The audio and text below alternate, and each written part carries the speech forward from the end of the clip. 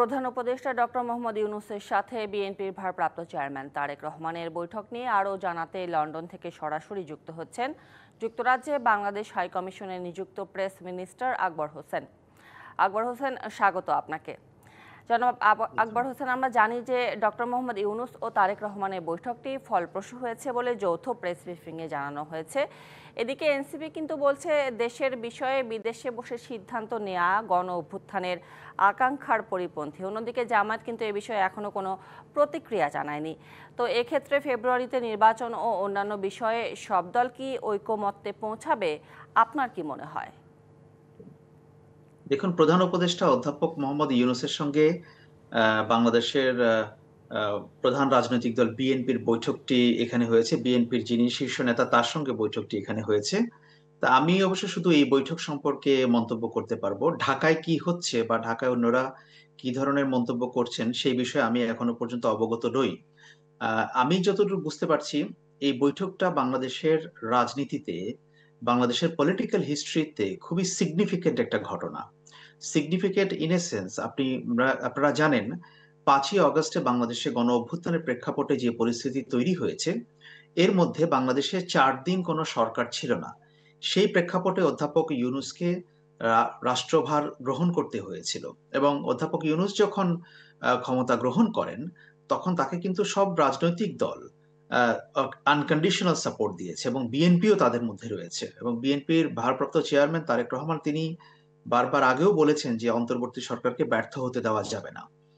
এবং এই যে অন্তর্বর্তী সরকারের যে কাজ, এই কাজগুলোর মধ্যে কিন্তু সবচেয়ে গুরুত্বপূর্ণ কাজ হচ্ছে নির্বাচন আয়োজন করা, একটা গণতান্ত্রিক একটা নির্বাচিত সরকারের কাছে ক্ষমতা হস্তান্তর করা। এবং এই ক্ষমতা হস্তান্তর করার জন্য বাংলাদেশে একটা স্থিতিশীল রাজনৈতিক পরিবেশ দরকার। স্থিতিশীল রাজনৈতিক পরিবেশের ভেতর দিয়ে যদি একটা নির্বাচন অনুষ্ঠিত হয়, তাহলে বাংলাদেশ টেকসই গণতন্ত্রের দিকে এগিয়ে যেতে পারবে। আর যদি ক্রমাগত অস্থিতিশীলতা থাকে, যদি সে ঐকমত্য না থাকে, তাহলে নির্বাচন পরবর্তী কি পরিস্থিতি তৈরি হবে সেটি নিয়েও নানা কথা, নানা প্রসঙ্গ বিভিন্ন সময় আলোচনায় এসছে।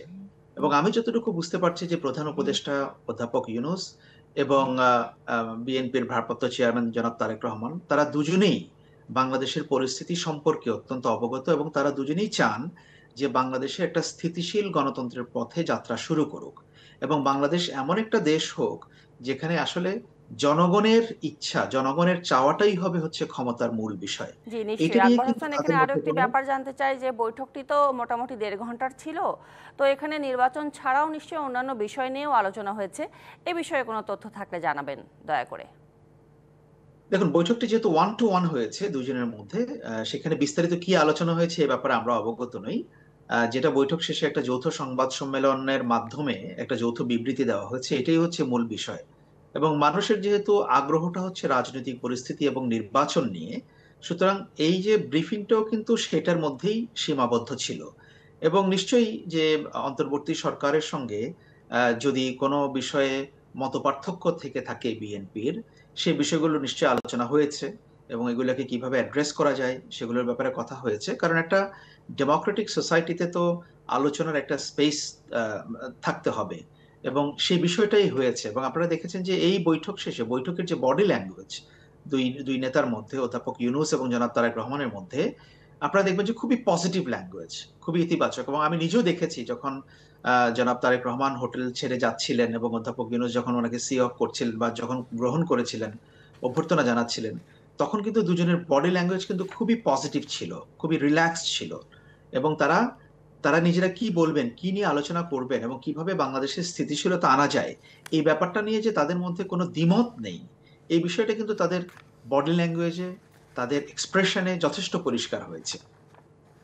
জি, অসংখ্য ধন্যবাদ জনাব আকবর হোসেন আপনাকে আমাদেরকে সময় দেওয়ার জন্য।